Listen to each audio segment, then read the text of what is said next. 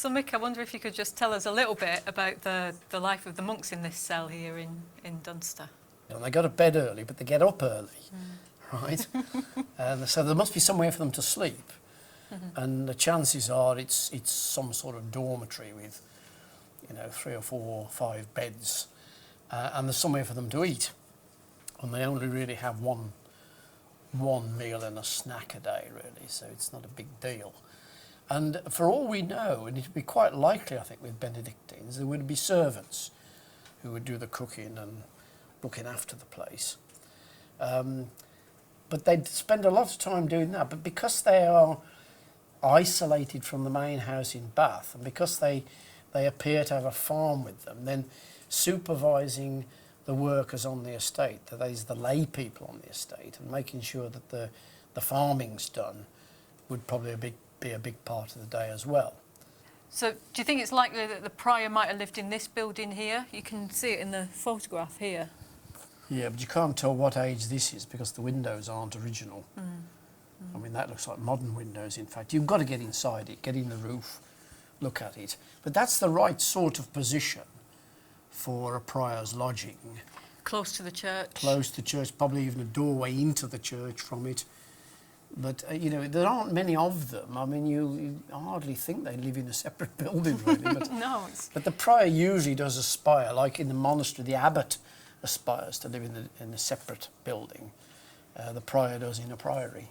I mean, the really big monasteries, they'll have their own kitchen, their own dining room, their own chapel, because if the aristocracy turn up, they don't expect to be in the guest house, if there is one, with all the smelly local hoi polloi.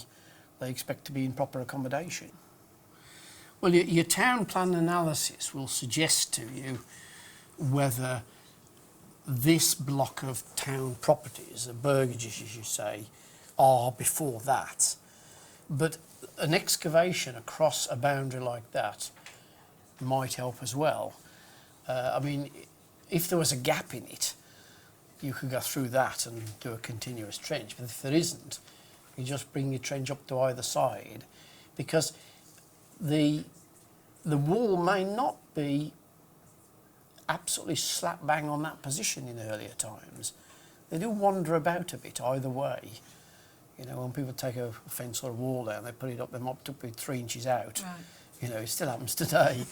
And if it had a ditch outside the town, or if this enclosure had a ditch outside the precinct, you'd pick that up, and that's why you'd be putting that trench in. Ideally, what you want is a ditch on this side with some 12th century pottery in it, and over the top of that some 13th century pottery from the town, which has got a ditch on that side when the town is dug. Don't you? I mean, that's that sort of sequence you're looking for. That'd be lovely, wouldn't it? You'd be bloody lucky, I'll tell you, to get anything like that. So just one little trench here could actually tell us so much. Yeah. Did one at Shapwick through a gap in a hedge that the farmer was going to replant, and it had basically ditches and hedges back to the Bronze Age. Wow. From the present day.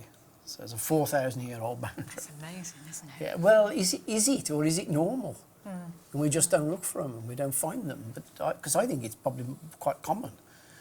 But how often do we dig across a boundary? To actually discover. Because it doesn't sound terribly exciting. If you say to me, "Oh, we're going to have a great weekend. We're going to dig across this gap in this hedge," I think it sounds interesting. Yeah, but you're like me, Danny. You're a bit peculiar about these things,